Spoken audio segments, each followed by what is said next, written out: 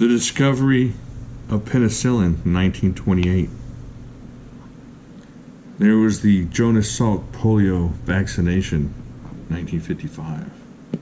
The moon landing, 1969. And now, Lynn Thompson and Andrew Dimko are bringing production versions of the AD10 and AD15 in 2019. We live in amazing times, and we're not going to stop talking about this until they come out.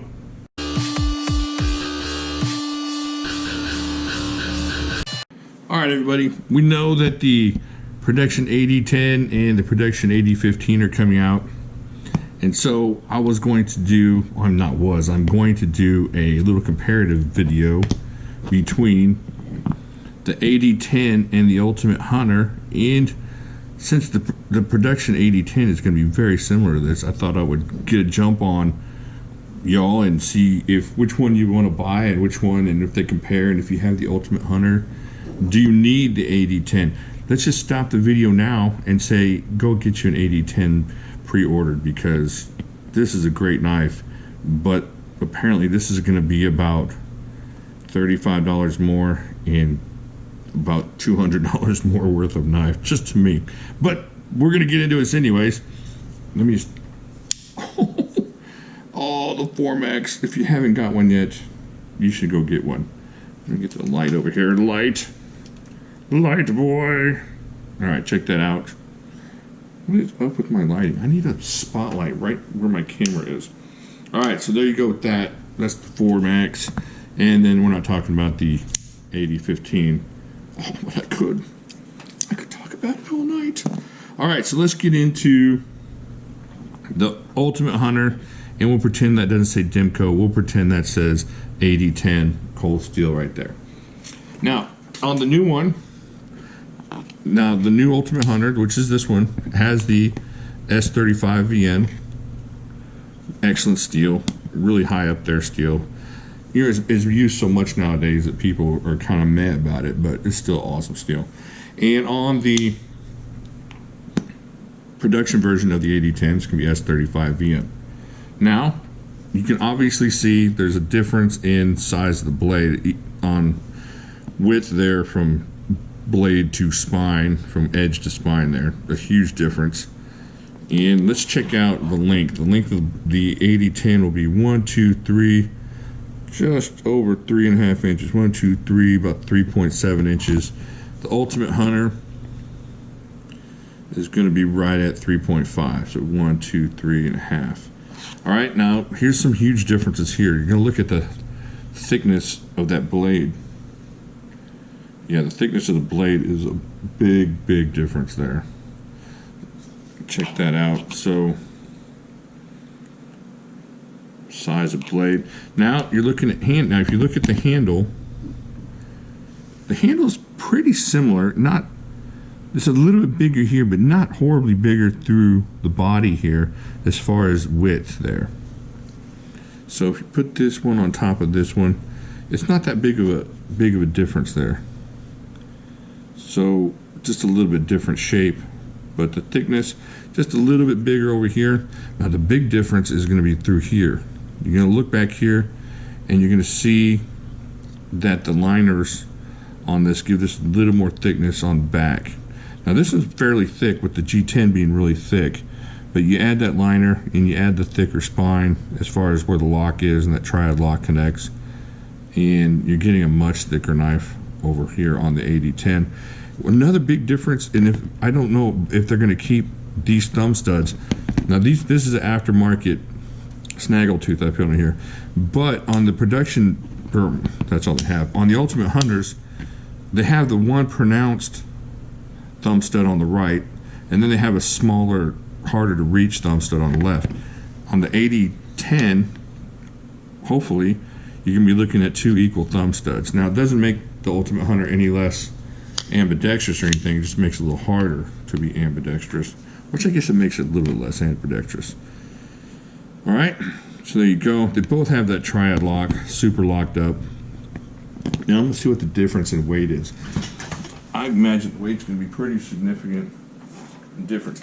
However, I think if you have it in mind, that you can carry the AD15, the Ultimate Hunter, as an EDC, that the extra weight on the AD10 is not going to matter much. Now we got this huge lanyard over here, so I'm going to try and lift that up to make it,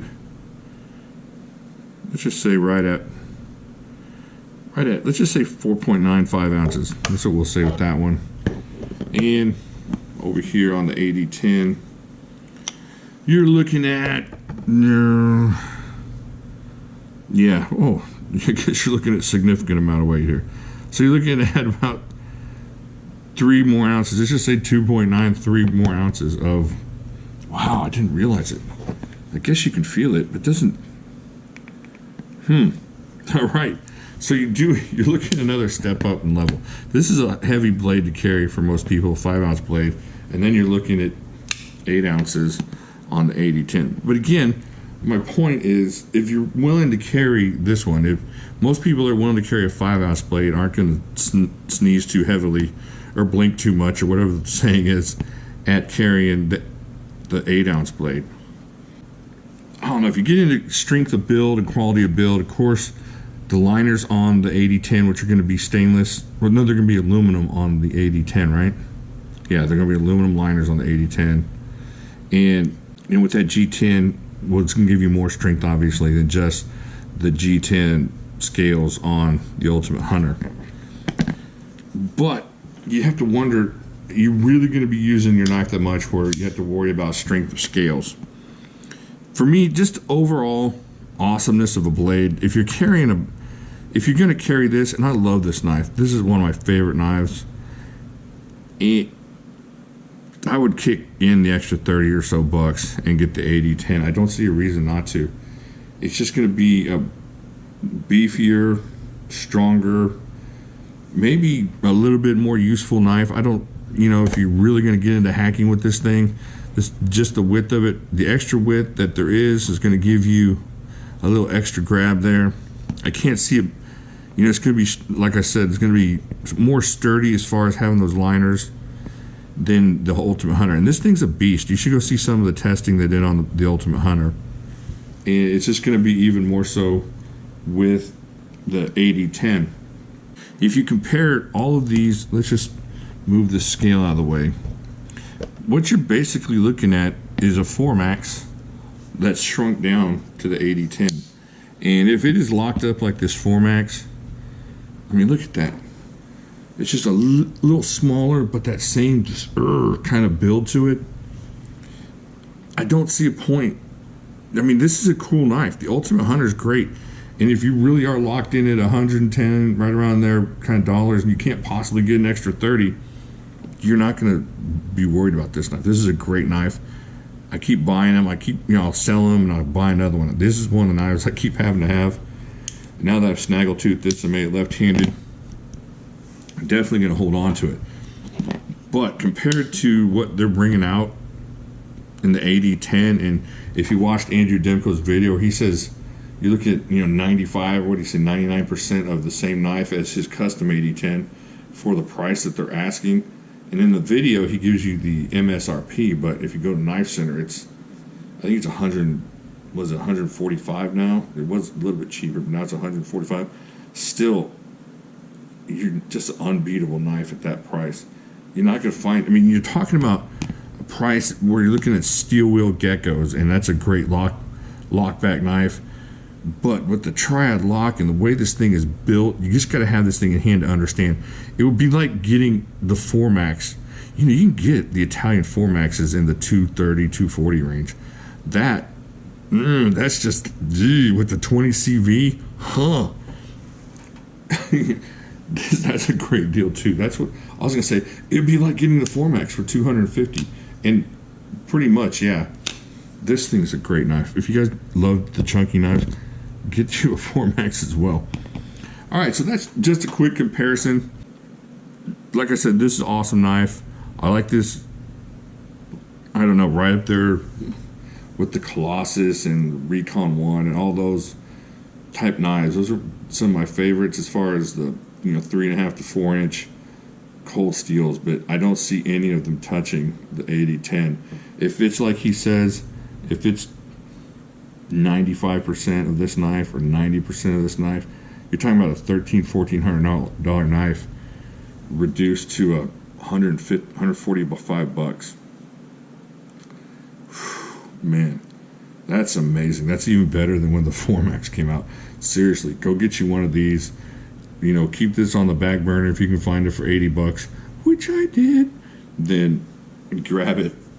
But man, the AD10 that's coming out, I'm so excited. I've been excited about a knife like that since I started this channel. I mean, not about something new coming out. I've been excited about different knives and custom stuff, but a production knife, the AD10 production knife has got me the most excited. And now, you know, of course, the AD15 coming out. It's going to be a really cool time. If these are anywhere close to what these are, just going to be awesome. It's going to be awesome. I can't wait. All right, let me know what you think. Are you excited about this one coming out, production? Which one are you more excited about, the 15 or the 10? Do you have this? Do you have this? Are you going to get this if you have that? Ooh. You know, if you have a Formax, you have probably the ultimate production knife. Now you're going to go and get, like, his younger brother. Not bad. Not a bad thing at all. I'm definitely going to get me 1 or 2 or 6 or 7, however many I can get.